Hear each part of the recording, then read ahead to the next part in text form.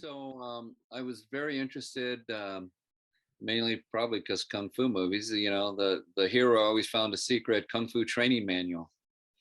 Well, well, and then he trains and then he beats the bad guy and whatever. Well, I like that story, but from a practical sense, there are a bunch of old training manuals, especially in Manus, and they would say something and it wouldn't really make sense. One example of that is when they were talking about the eyes, and they would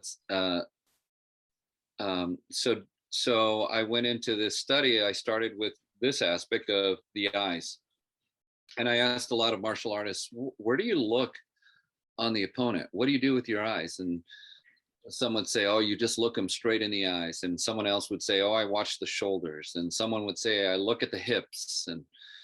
And couldn't get an answer. And I'm thinking, well, this is a general concept, so it should be universal. But it wasn't. Uh, but I noticed in fighting, or especially in sparring, everyone kind of does the same thing. They figure it out to varying degrees, of course. And so I asked some of the Chinese teachers that I know, and I had one teacher that always said, "Gaze at the opponent," and I saw that in some of the manuals that said, "Gazing at the opponent." What the hell does gazing at the opponent mean?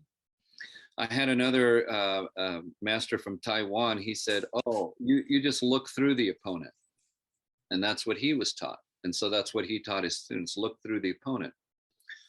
Well, I played with this, and then I did as much research, and then there was finally an Okinawan, I think it was Okinawan or Japanese, I'm not sure which, but wrote a very brief article, and he put enough in the article that I kind of gave me a direction, and then I went into science, and I started learning about the visual systems, the peripheral and the acute vision, and how the acute vision was connected to the conscious mind. And so that's what you use to look at stuff and to decipher what something is and to read. And it moved fairly slowly. And the peripheral vision was connected. At that time, they said subconscious mind, but now most experts believe that it's another part of the brain that doesn't require any thought process. Mm. And so what I realized was gaze at the opponent and look through the opponent, what was in these manuals, really meant engage your peripheral vision. Hmm. And so when anyone fights or spars with any experience, you'll know that they jump in their peripheral vision. But I took it a step further, and I said, okay, well, now I need a mechanism to train this. I can't just say this because it doesn't work that good.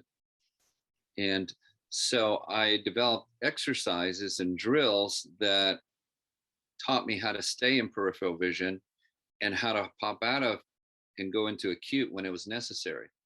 Now, as a police officer,